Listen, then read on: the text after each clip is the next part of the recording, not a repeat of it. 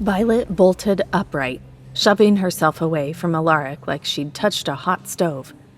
Her brain felt scrambled, trying to piece together what had just happened.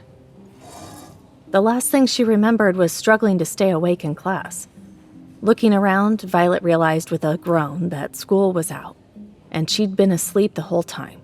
Who knew how many classes she'd missed? She glanced at Alaric, who was giving her a look that practically screamed, "You're welcome."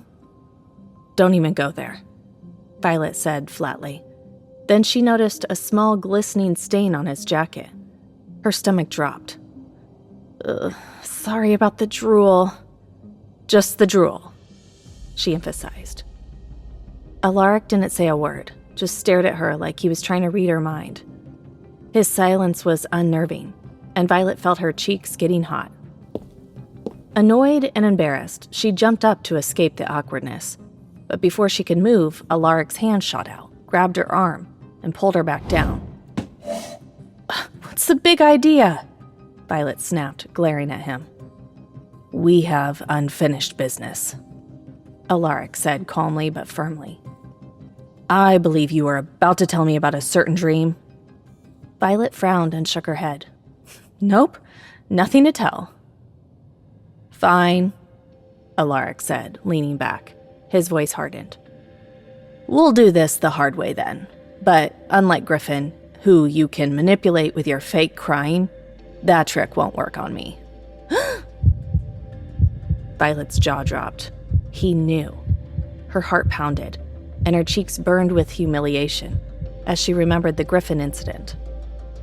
Okay, so her tears might have started fake, but they'd become real.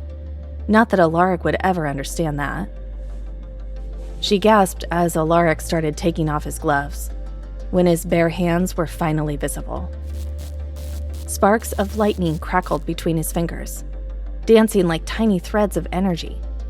The air around them felt charged, thick with tension. Violet's throat tightened as she watched him control the electric currents, the light twisting and snapping like a living thing. Violet stared, barely breathing, both fascinated and scared. Alaric pulled a tendril of electricity from his palm like it was a string. The lightning twisted and coiled like a snake, humming with power. Its pale blue glow cast creepy shadows across his face, making him look dangerous. Violet flinched when the lightning got close, the static making the hairs on her arms stand up. She looked from the lightning to Alaric's face, but his eyes were glazed over, focused on the current in his hand.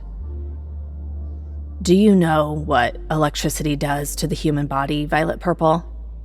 he asked, his voice low and menacing, each word sending a shiver down her spine. Violet swallowed, unable to speak. "It travels through the body faster than you can imagine," he continued, still focused on the lightning. "The nerves? Fried instantly. Pain receptors? Overloaded. Before you can even scream." The lightning flickered closer, crackling. Violet shrank back, pressing against her chair. "And the heart," Alaric continued, his voice ice cold, "isn't designed to handle that kind of shock. It seizes up, stops. A human has seconds, maybe a minute, but a werewolf?" He shrugged casually like he was talking about the weather. "We have a better chance of surviving. Why? Our bodies heal. Yours doesn't." Violet's chest tightened. Was he serious? Or was this just another one of those twisted mind games Alaric and the other alphas loved to play? His expression was blank, his pale blue eyes cold and distant, like he was just stating facts. As if to prove his point, the lightning danced closer, its glow reflected in her terrified eyes. Alaric's gaze locked onto hers, the coldness thawing slightly. "Now," he said, his voice smooth but firm. "Tell me about the dream. Everything." Violet's hands clenched. For a second, she thought about telling him where he could go. Why did he even care about her stupid dream? But the electric hum, the sharp sting of heat in the air, and the intensity in Alaric's eyes stopped her. She gulped. Fine, I'll tell you. Alaric seemed satisfied, pulled the lightning back into his hand, where it disappeared with a soft snap. He leaned back, arms crossed, a smug look on his face.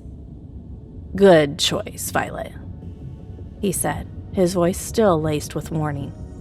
Now, start talking. Violet glared at him like she was trying to burn a hole through his skull. Fine, if he wanted to know about her private dream so badly, she'd tell him. Taking a deep breath, she started. It's true, I did dream about Asher. Wait, Alaric cut her off. What led to the dream? Was it one of his mind manipulations, or did you conjure him up on your own? I don't know. Violet hesitated.